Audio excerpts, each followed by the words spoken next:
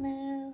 Okay, last time I shared two lower back stretches that you can do to help, and I said that next week I'll also be getting on my exercise mat again and doing the other therapeutic exercises they gave me to help my lower back.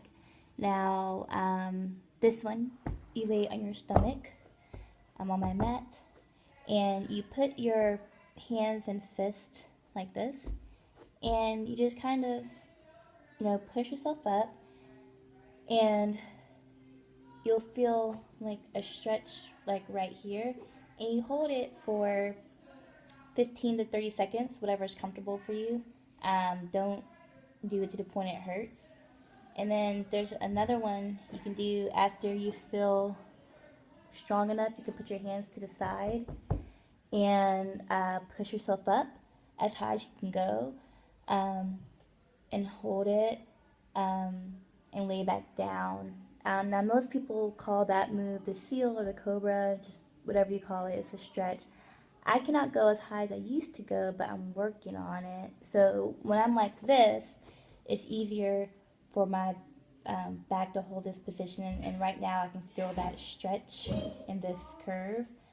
And when I'm like this, and I have my hands to the side, and I push up as high as I can go, I can feel it again.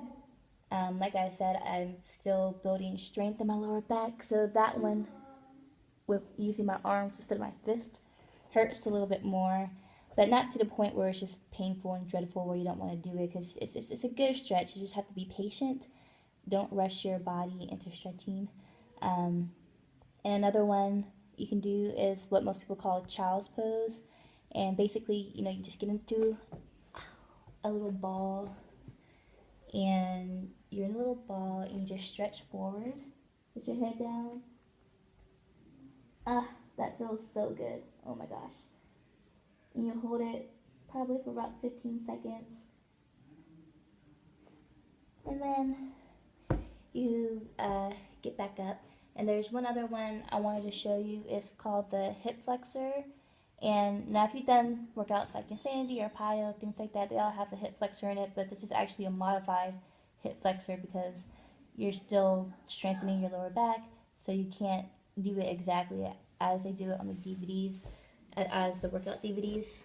But let me see if I can get my camera up a little bit higher so you can see.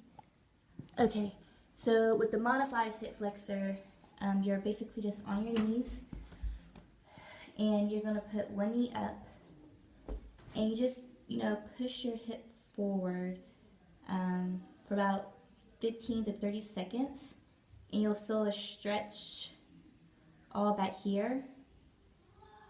I haven't done a hip flexor stretch since I got injured, so this is like really, I can really feel it. Okay, and then you just switch to the other leg. Put your knee up, and make sure your knee's right over your toes. You don't want to like lean forward like that. You want to move your hips forward. So when you move your hips forward, you get that stretch down in the back area. So hold it for another 15 or 30 seconds depending on your level. Pretty soon you'll be able to do the hip flexors when you're more or less in a lunging position, which I'm not there yet, but I am working on it. So between the two I've shown you, the one you're laying on your stomach and you're pushing yourself up, and the hip flexor, they all go to strengthen your core. And as you strengthen your core, you're strengthening your lower back. So and then the little